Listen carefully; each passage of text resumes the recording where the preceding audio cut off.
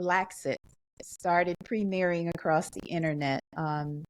Much of it around the time of George Floyd's murder. I think a lot of people really started to take into consideration removing themselves from American society at that time. And not that it hadn't been done before, but I think there was really an upsurge after George Floyd's murder of people not just leaving the US, but also hashtag Blacksit was trending in the UK, for example, where people were leaving the United Kingdom and relocating back to Africa.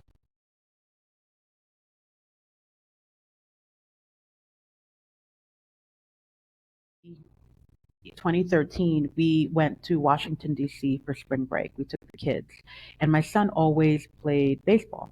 And so we were on the mall, and he ran ahead of us. And there was an older black gentleman who was in front of him, and he sort of grabbed him and, like, told him, "You can't run." And basically, he stopped his movement, he stopped his ability to be free in that space. Um, and in many ways he believed that he was actually being kind and protective, but he was transferring a lot of his fear. And at that moment, what we understood is that, what he said to him was, "You have to stop running, somebody's going to think you stole something." And my son was 11, 12, around that age. And so he was right at the cusp of, like, teenage life. And my husband and I sat down and we were like, okay, we had this conversation with him about why this gentleman stopped him, but it also gave us pause, right? And an opportunity for a fellowship opportunity came up, so we said, let's try it for a year, right? Let's go to Costa Rica for a year and see. Let me work on my book. Um, and we put the kids in school, and it was at that moment where, once we got to Costa Rica, we very clearly understood we were not returning to the United States. I mean, the quality of life that we have, the safety, there's no place that's perfect in the world, but certainly we have etched a corner that is very much supported by family. But it's a space that we have created for ourselves. And both of my children have gone on, they're completely bilingual. My son graduated from university in Canada in June. My daughter is now a freshman in university in Canada as well. And they are, both of them are fully bilingual, which has really helped their ability to get where they are right now.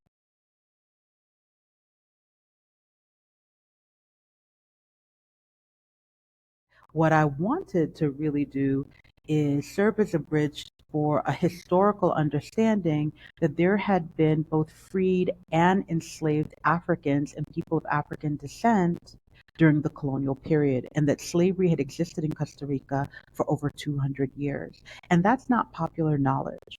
Right. So I wanted Afro descendants to understand that not only did they have a legacy that was Afro-Caribbean, which is really celebrated and part of sort of the tourism rhetoric that happens in Costa Rica, but that there's a deeper presence of Afro descendants in their legacy and how they built the colonial capital, and the fact that there was also a free Black community that very few people talk about.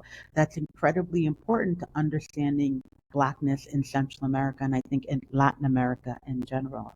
So in coming to Costa Rica, that's one of the things I wanted to do. As a scholar, I wanted to bridge those spaces and have conversations where it was, okay, you know about Puerto Limon, but do you know about Puebla de los Pardos and Cartago, right? And so that's one of the things I started to do, and it deeply informed my own writing because I had to start doing research. So got into the National Archive, then started, I mean, I even went to the British Library because they have a lot of documentation there that I needed.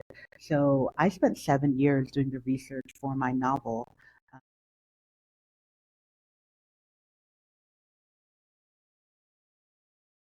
There's lots of conversation around the Black expat community. I would say that when I got here 9 years ago in 2014, there was a much smaller group. It was mostly people who were retiring, who had some access to wealth, who had a clear pension.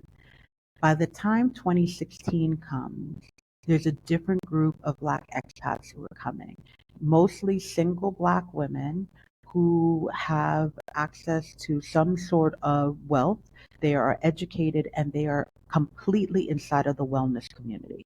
So they're yoga teachers, they're opening wellness centers, they are doing retreats, um, holistic health and medicine. And I'm saying 2016 because obviously we understand Trump, right? And then by 2020, George Floyd, then you see a very different demographic coming to Costa Rica in massive numbers, Black families. So you're seeing Black families coming with small children, which was never originally how the expat community came into Costa Rica.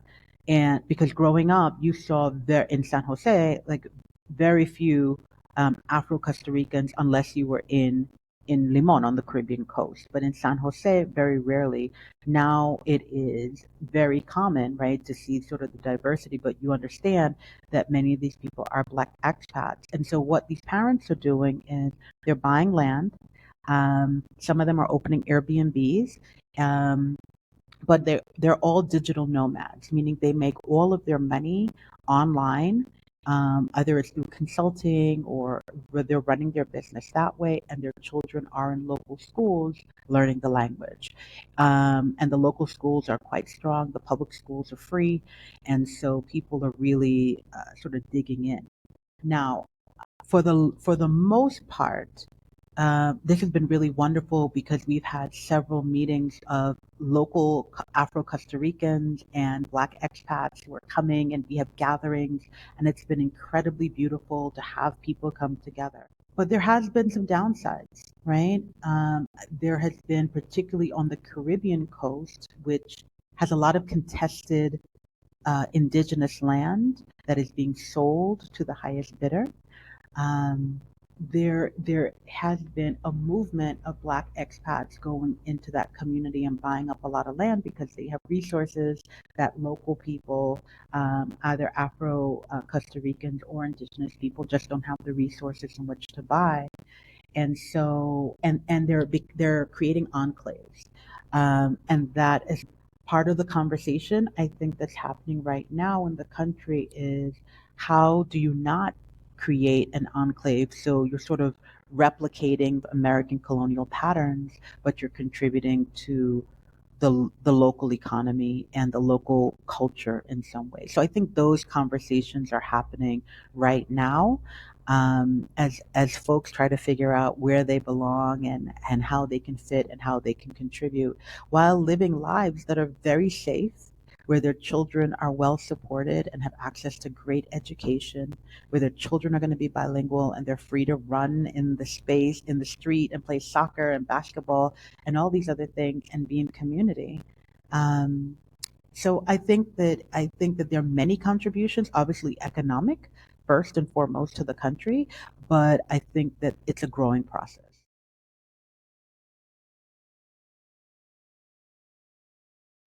In 1821, Costa Rica began to search for a national narrative and a national identity for itself, right? So how could it distinguish itself from the rest of, formerly colonized Latin America or Central America? And what it needed was a symbol. And so what the Catholic Church and some of the wealthy politicians did was they took the Black Madonna out of this free Black community and essentially converted her into La Virgen de los Angeles, or the Virgin of the Angels, created a massive basilica, cathedral, and she became the symbol of Costa Rica. She became the symbol of the Tico, someone who is hardworking, humble, prayerful, Catholic. Um, and so, in taking her out of the Black community, they also whitened her because one of the major complaints by the Catholic Church was that they were not comfortable with the forms of veneration, the drumming, the dancing, the singing, the kind of worship that was happening within the Black community for so long. But in many ways, she was an afterthought until they needed her. And today, she is the patron saint of Costa Rica. August 2nd is her date. It's a national holiday. If August 2nd is a weekday, you are not going to work. And those um, who have the ability, take a pilgrimage to the basilica. Many people walk from various parts of the country. It takes days, sometimes even weeks. They walk as a form of pilgrimage.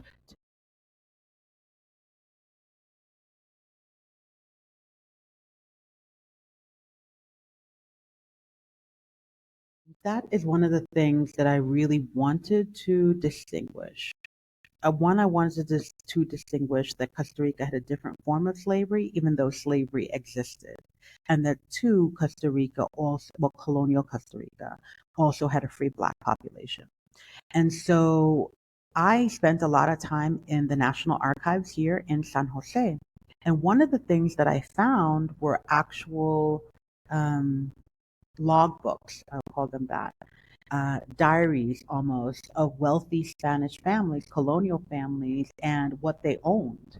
And it was in those lists next to, how many horses and cows they had, that was the listing of how many enslaved people they had. Um, I also found adverts of, for selling of enslaved people in colonial Costa Rica. There was no denying that slavery existed in Costa Rica. And I wanted to create that distinction because in many cases in the national narrative and the historical narrative that Costa Rica presents and in their education system, it seemed as if slavery was a mere moment. It was minuscule, almost domestic, and there weren't many enslaved people here.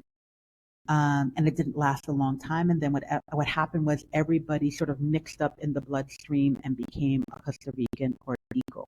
When in actuality, slavery was over 200 years. Costa Rica was considered sort of the stepchild. It didn't have a cash crop. And so in many ways, they couldn't compete with the rest of the Americas in terms of sugarcane in Brazil and other forms of tobacco and cotton and the other cash crop plantation systems that we're sort of used to when thinking about the transatlantic slave trade. And so Costa Rica really had three uses for enslaved people in the cacao plantations, cattle ranching, and then specifically for women of African descent, they were in the domestic space. So they worked in the homes in every capacity. And that is where you see, obviously, the proliferation of children who are born enslaved. And obviously, it is the slave owners who are exploiting these women and their reproduction and raping them and creating children with them that are further enslaved. The book just got nominated for a Hurston Wright Legacy Award for the best debut novel in 2023. That's going to be in DC in late October. So I'm still working through the book, giving book talks, but I'm also working on the next one. And one of the really important things in terms of Costa Rican history and Afro-descendant history is that in 1710 there were two Dutch ships that crashed with enslaved Africans who basically survived the crash and essentially dispersed, right? So some of them were captured, but for the large part, many of them were able to kind of integrate themselves all along the Caribbean coast from Nicaragua all the way down to Panama and then further into South America. But there was a community of people that remained who are considered now officially indigenous to Costa Rica and given all those land rights as indigenous people because that was 1710 when their ancestors showed up in that space. And so my next book project is 1710, that's what it's called, that really begins to think through these two Dutch ships and the enslaved Africans who landed here in Costa Rica and created a community here on the Caribbean coast. So that's our last question.